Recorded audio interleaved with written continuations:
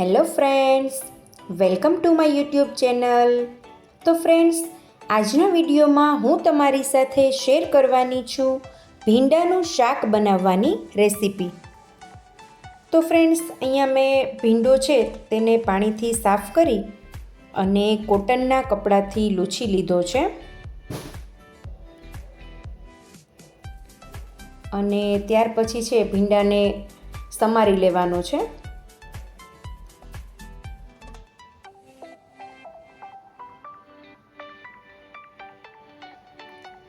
તો મેં આ રીતે ભીંડાને સમારી લીધા છે. તો ભીંડાનું શાક બનાવવાની રીત બધાની અલગ અલગ હોય છે. તો અહીંયા આપણે ખૂબ જ સિમ્પલ અને સરળ ટ્રીકથી છે એ ભીંડાનું શાક બનાવવાના છીએ.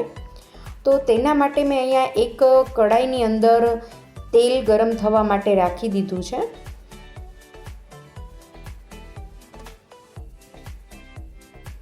ભીંડાનું શાક હોય એટલે તેલ થોડું વધારે જ એડ કરવાનું રહેશે, કારણ કે આ શાક ખાલી તેલમાં જ આપણે કરવાનું હોય છે. તો તેલ ગરમ થઈ ગયું છે. હવે તેની અંદર બધા મસાલા એડ કરીશું. અહીંયા આપણે જીરું નાખેલું છે,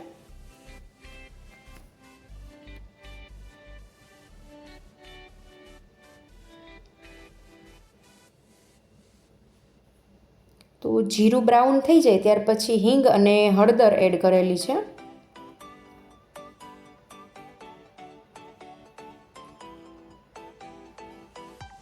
અને ત્યાર પછી સમારેલો ભીંડો છે એડ કરી દઈશું.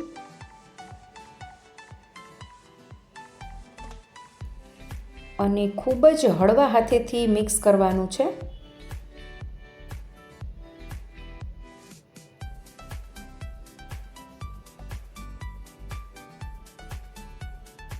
ત્યાર પછી નમક સ્વાદ અનુસાર તમારે એડ કરવાનું રહેશે.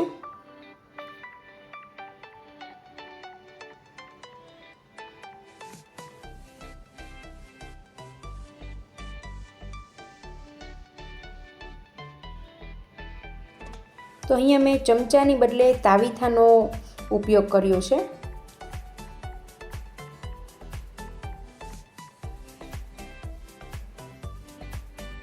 ગેસની ફ્લેમ ધીમી જ રાખવાની છે અને ધીમા ગેસની ફ્લેમ ઉપર જ ભીંડો છે તેને કૂક કરવાનો છે. અને અહીંયા ભીંડાની ઉપર ઢાંકણ નથી ઢાંકવાનું.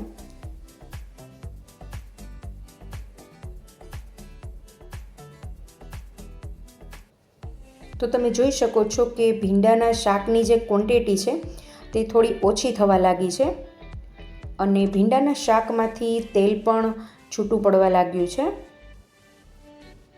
તો અહીંયા તમે જોઈ શકો છો ભીંડો સરસ રીતે કૂક થઈ ગયો છે. તો હવે આ સ્ટેજ ઉપર આપણે લાલ મરચું પાવડર એડ કરીશું. તમે જેવું તીખું ખાતા હોય એ પ્રમાણે તમે લાલ મરચું છે તે એડ કરી શકો છો.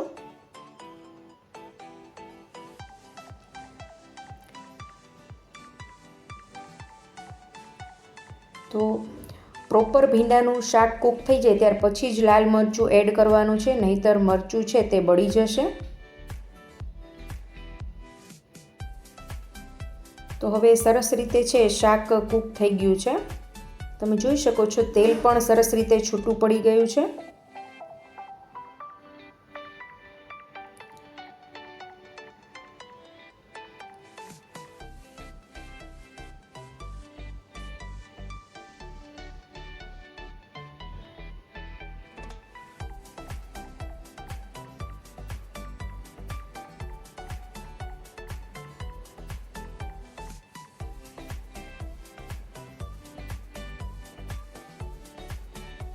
તો હવે તમે જોઈ શકો છો શાકની ક્વોન્ટિટી ઓછી થઈ ગઈ છે. હવે આ સ્ટેજ ઉપર ગેસની ફ્લેમ બંધ કરી દેવાની છે.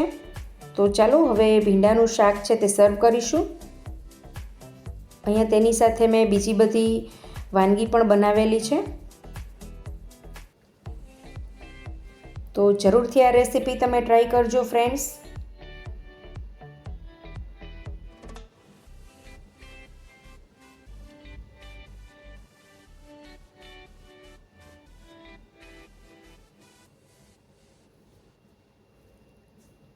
ફરી મળીશું એક નવા વિડીયો સાથે, એક નવી રેસીપી સાથે.